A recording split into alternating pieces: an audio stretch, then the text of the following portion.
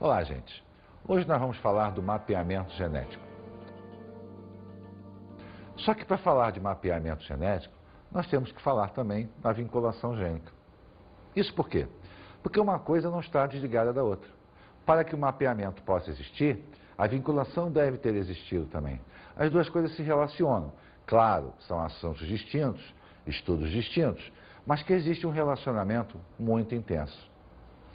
Vamos começar retornando à segunda lei de Mendel. Lá, quando você tinha, por exemplo, o gene Azão-Azinho e o gene Bezão-Bezinho, lembra que você gerava 4 tipos de gameta. Isso era possível, por quê? Porque naquela situação, os genes estavam em cromossomos diferentes. Porém, quando os genes estão no mesmo cromossomo, a situação não é tão fácil assim. Na realidade, existe uma dependência do posicionamento deles. Existe uma vinculação gênica. Para que a gente possa entender melhor esse assunto, vamos examinar inicialmente os genes em cromossomos não homólogos. É claro que tudo nasce do mecanismo de meiose. Vamos inicialmente olhar a meiose em cromossomos não homólogos. Eu tenho aqui uma célula somática. Nessa célula somática eu posso observar 4 cromossomos já duplicados. Isto por quê? Porque ao iniciar o processo de meiose, a duplicação do DNA já ocorreu. Então eu tenho aqui um cromossomo que vai carregar o gene Azão, o cromossomo que vai carregar o gene Azinho, o cromossomo que vai carregar o gene Bezão e o gene Bezinho. Acontece que nesse mecanismo de meiose, quando a célula se divide ao meio, nós não temos como precisar como eles vão se comportar. Então observe, nós temos 2 situações. Na primeira situação, o gene Azão veio o gene Azinho, o Bezão e o Bezinho. Na segunda situação, o gene Azão com o Azinho, o Bezinho com o Bezão. Repara que já houve uma alteração no posicionamento do cromossomo. Os pares continuam a ser os mesmos, porém, a arrumação já se torna diferente. Vamos continuar olhando a meiose. Bem, a partir desse ponto aqui, nós vamos ter o quê? A divisão da primeira parte da meiose. Os pares homólogos, em posicionamento diferente. Cada célula dessa, então, vai continuar o seu mecanismo divisional. Vamos ver. Quando findar o processo da meiose, eu tenho aqui, ó, nesta situação, o gene Azão com o gene Bezão, o gene Azinho com o gene Bezinho, o gene Azão com o gene Bezinho, ou o Azinho e o Bezão. Então, findo a primeira parte da meiose, eu ainda tenho os cromossomos duplicados.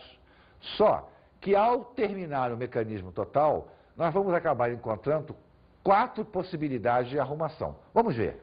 Nesta situação aqui, eles vão se preparar para fechar o segundo processo de meiose.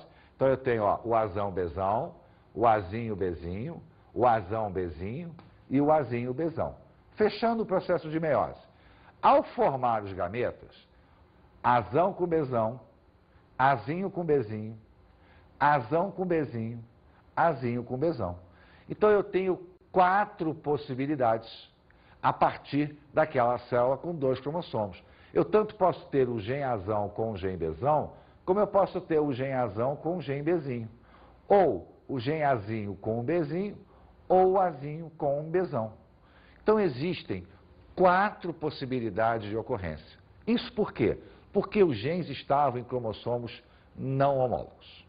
Porém, quando eles estão no mesmo cromossomo, isso deixa de ser verdade.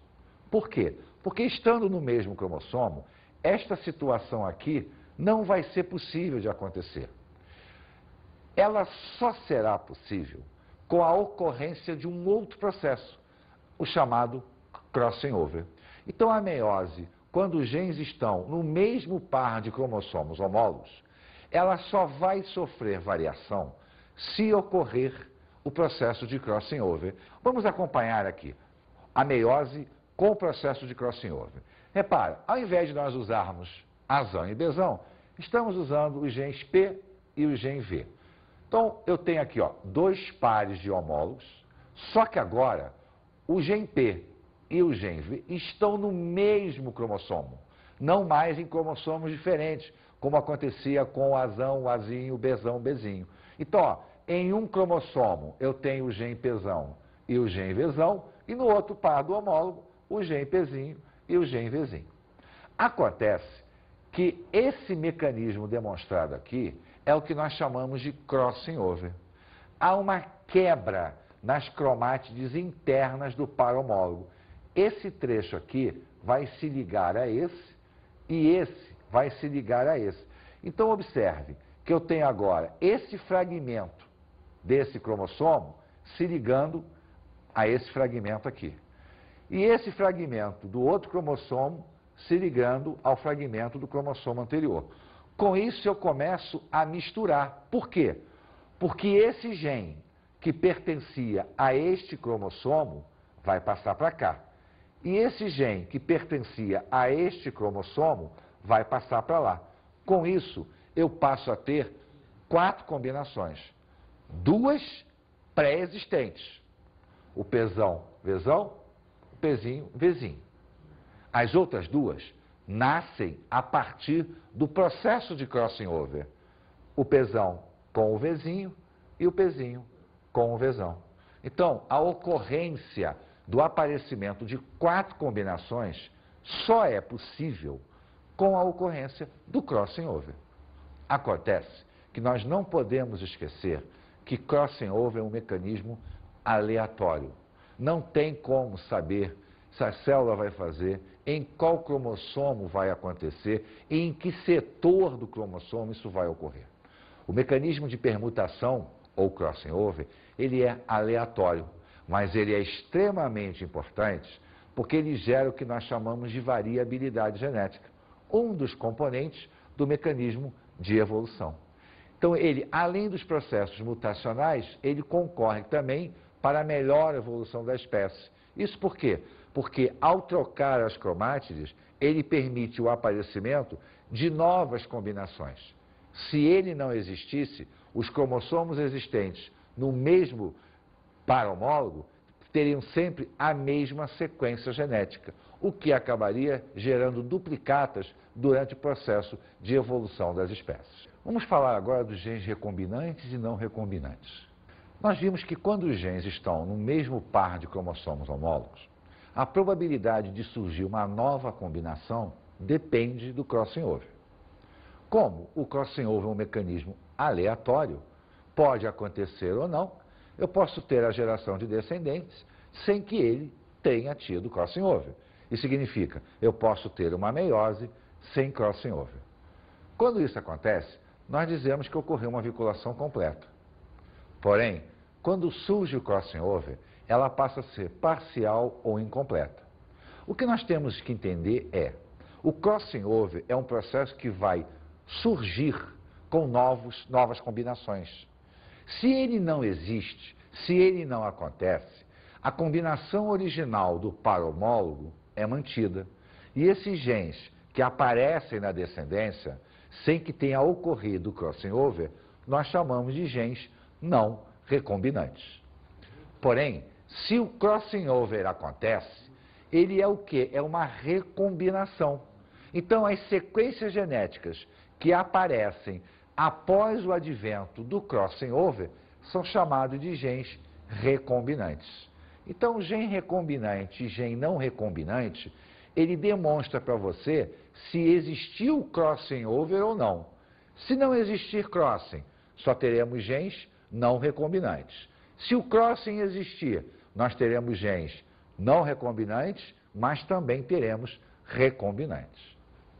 Essa pesquisa ganhou muita força a partir do estudo de um cientista chamado de Thomas Morgan, com uma mosquinha, a mosquinha da fruta, a chamada Drosophila melanogaster.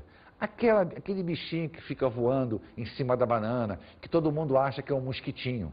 Na realidade, aquilo é a mosca da fruta. Os estudos em cima da Drosophila permitiram a compreensão de todo esse processo de vinculação, inclusive do mapeamento genético. Vamos escutar agora o depoimento de uma pessoa que participou do projeto Genoma. Vamos lá. O projeto Genoma Humano é uma colaboração de cientistas do mundo inteiro com o objetivo de desvendar o código genético. A ideia do projeto Genoma Humano surgiu em 1969, quando o homem foi à Lua pela primeira vez, com o projeto Apollo.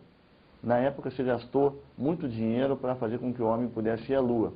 E quando o homem chegou na Lua, foi visto que, na verdade, pouca coisa na Lua responderia às perguntas importantes para o ser humano. Da onde nós viemos? Quem nós somos? Para onde nós queremos ir?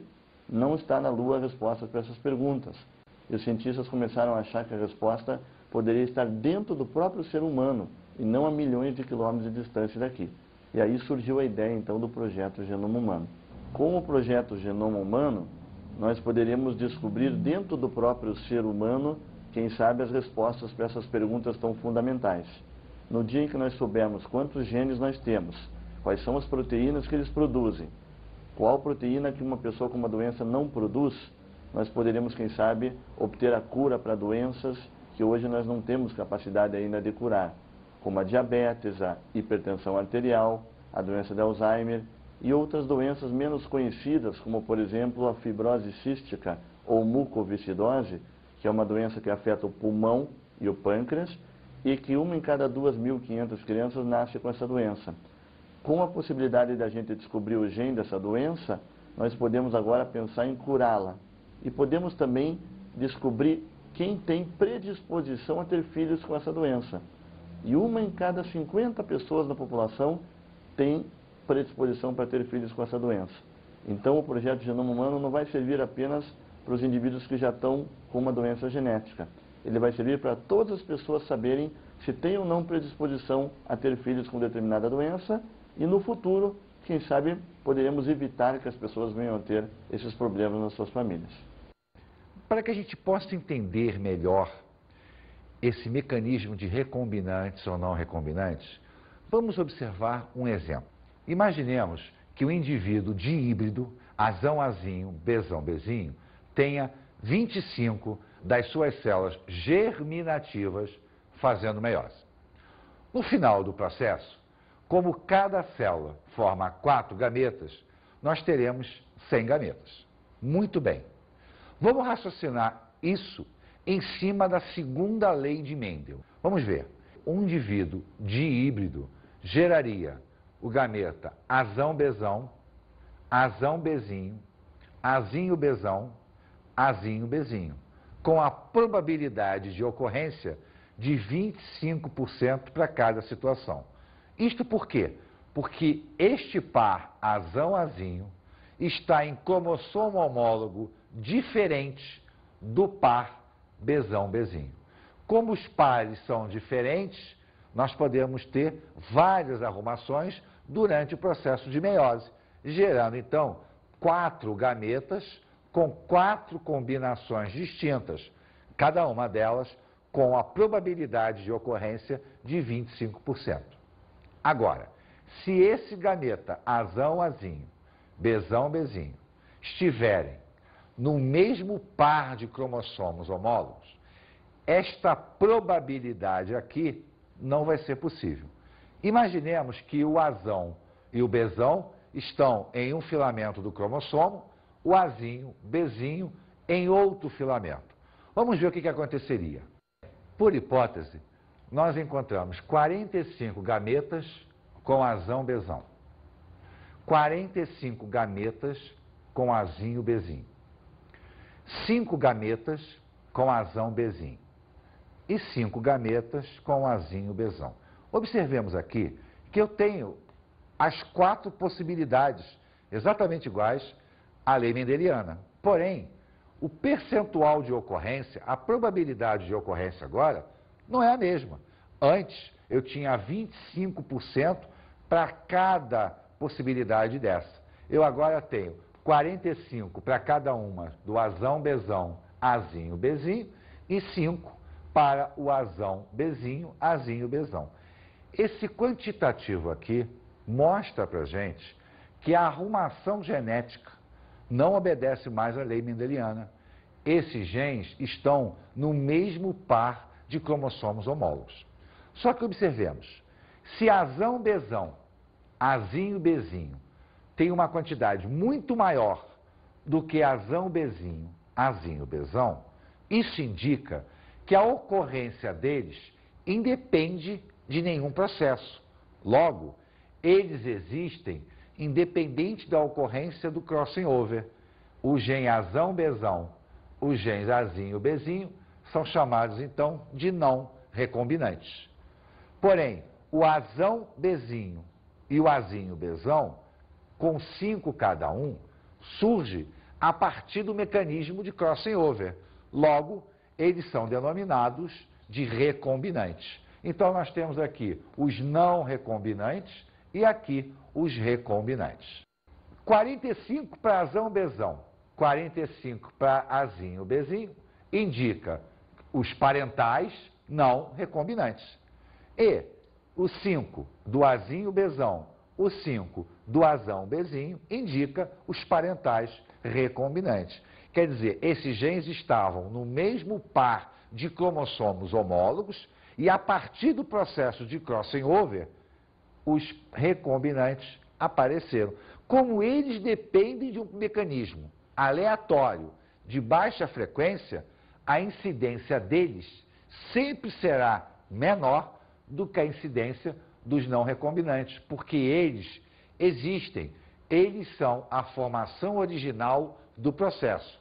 Esses não, aparecem porque o mecanismo recombina, o mecanismo que aumenta o poder da variabilidade genética. Das 100 células resultantes do processo de meiose, 90 são gametas parentais não recombinantes, o Azão Bzão, o Azinho Bzinho, e 10 são gametas recombinantes, o Azão Bzinho, o Azinho Bzão. 10 gametas são recombinantes, 10 gametas em 100, que era o produto final. Se eu tenho 10 em 100, eu acabo tendo o quê? Uma frequência de 10%. Mas que frequência é essa? É a frequência de recombinação, ou percentual de recombinação. Diz pra gente que o crossing over ocorreu em 10%. Se eu tenho 10% de recombinação, eu passo a ter, então, 5% para cada um e, automaticamente, 45% para os outros. Vamos ver. 45% dos gametas vão carregar os genes Azão, Bzão. 45% dos gametas vão carregar os genes Azinho, Bzinho. 5% dos gametas vão carregar os genes Azinho, Bzão. E 5% dos gametas vão carregar os genes Azão, Bzinho. Então, repare que o gene Azinho, Bzão e os genes Azão, Bzinho entram com 5% cada um no processo total. Esta soma vai gerar, então, para a gente a frequência total de recombinação, que é de 10%. Então, a taxa de recombinação, a frequência de recombinação de 10% indica o quê? Indica o somatório do percentual de recombinação de cada par de genes recombinantes. Bem, qual é a importância disso dentro do processo de variabilidade genética? Essa importância começou a ser estudada por Thomas Morgan a partir da utilização da Drosophila melanogaster. Mas vamos recordar aqui um detalhe.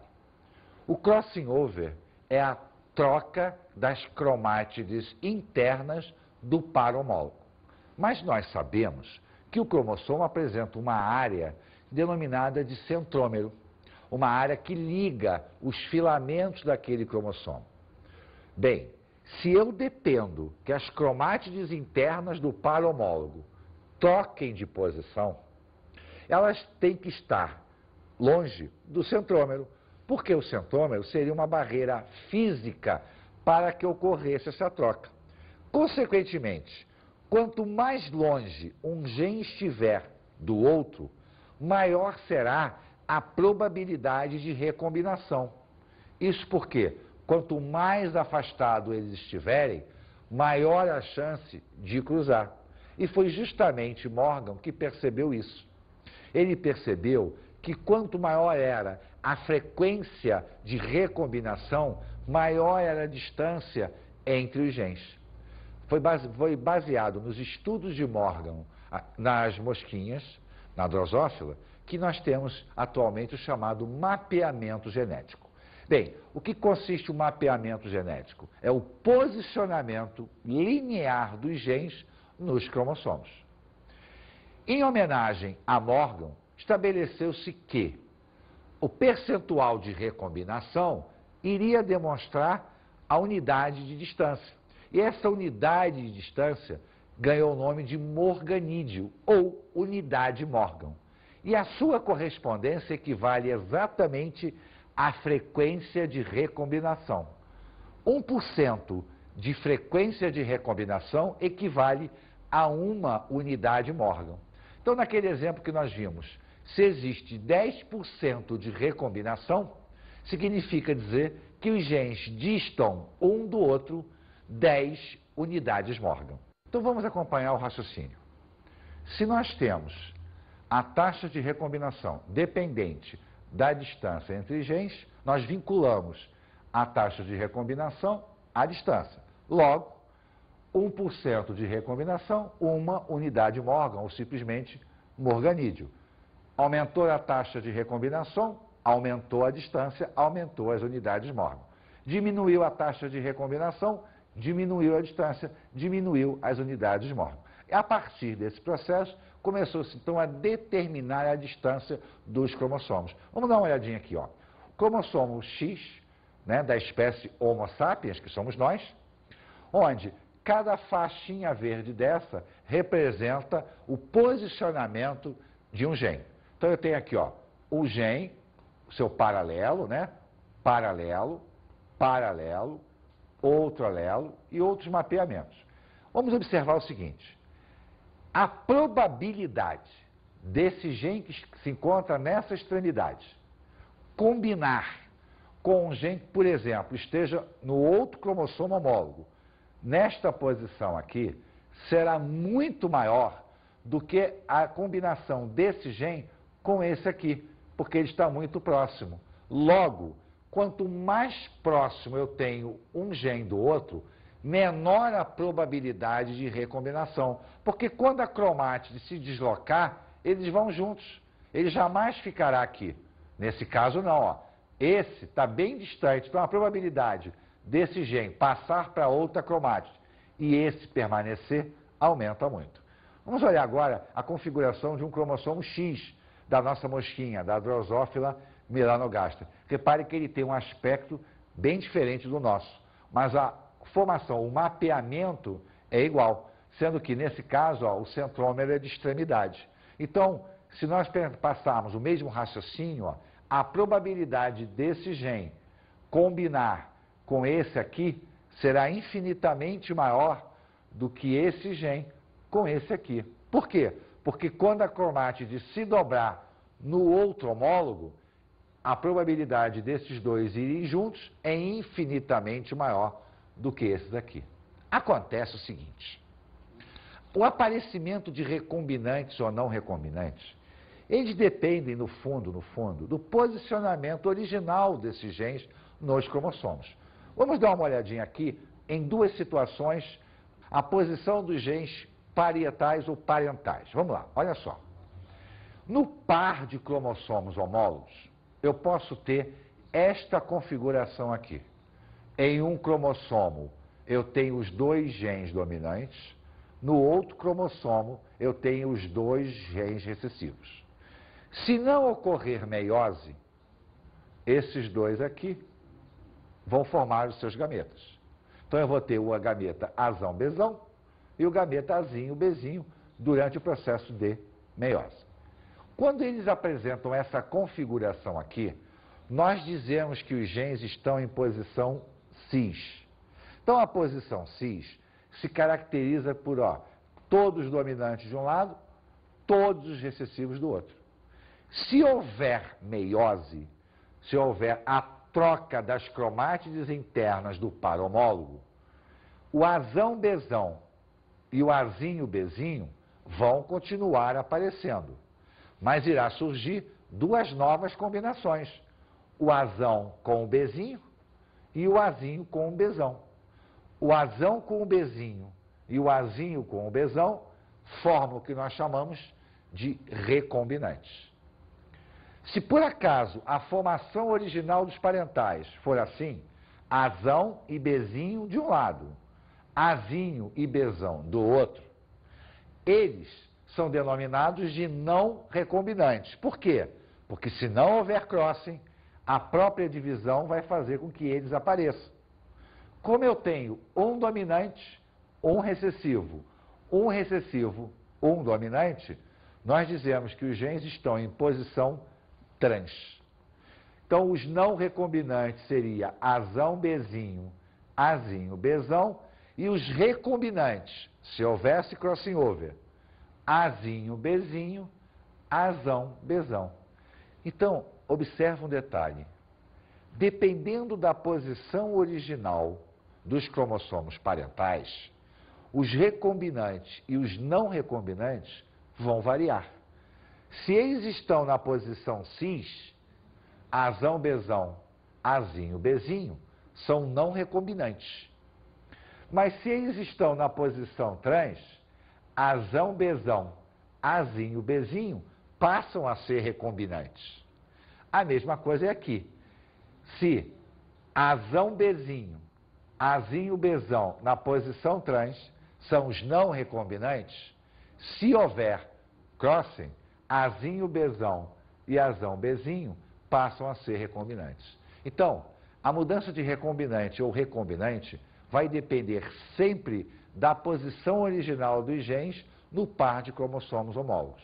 Se eles estão em posição cis ou se eles estão em posição trans. As drosófilas entram na história de Thomas Hunt Morgan em 1909. Com 3 de seus alunos, Kelvin B. Bridges, Alfred Hayes Sturtevant e Herman Miller, Morgan descobriu que os genes, unidades responsáveis pela transmissão das características hereditárias, estavam dispostos de forma linear ao longo dos cromossomos, a partir dos experimentos realizados com essas moscas. As pesquisas de Hunt Morgan foram fundamentais para os estudos genéticos.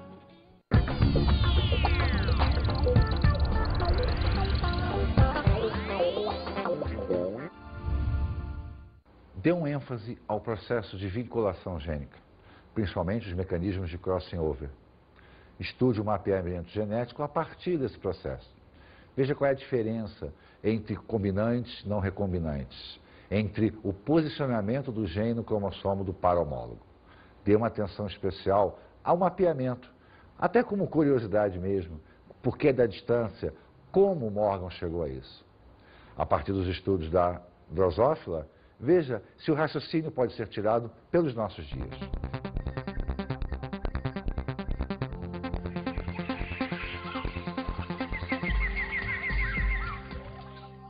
Na aula de hoje, estudamos o mapeamento genético.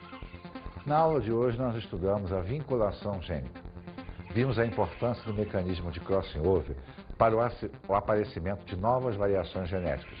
Vimos que sem ele, os parentais iriam gerar nos seus descendentes o mesmo padrão genético. Observamos que com o advento do crossing over, surgem os genes recombinantes e os não recombinantes. E a partir da frequência de recombinação desses genes, chegamos ao mapeamento genético, que teve o grande ênfase em cima dos estudos de Thomas Morgan a respeito da drosófila. Esse mapeamento é baseado na frequência dos genes. Maior a frequência, maior a distância. Vimos que isso é importante para a determinação dos processos de variabilidade genética que levam para o processo de evolução. Estudamos também que o posicionamento dos parentais, posição cis ou posição trans, é importante para que nós possamos determinar quais são os genes recombinantes e os genes não recombinantes. E mais importante, verificamos que a frequência de aparecimento dos gametas se altera substancialmente quando os genes estão no mesmo par homólogo. E aí, não obedece mais ao primórdio da segunda lei de Mendel. Bons estudos!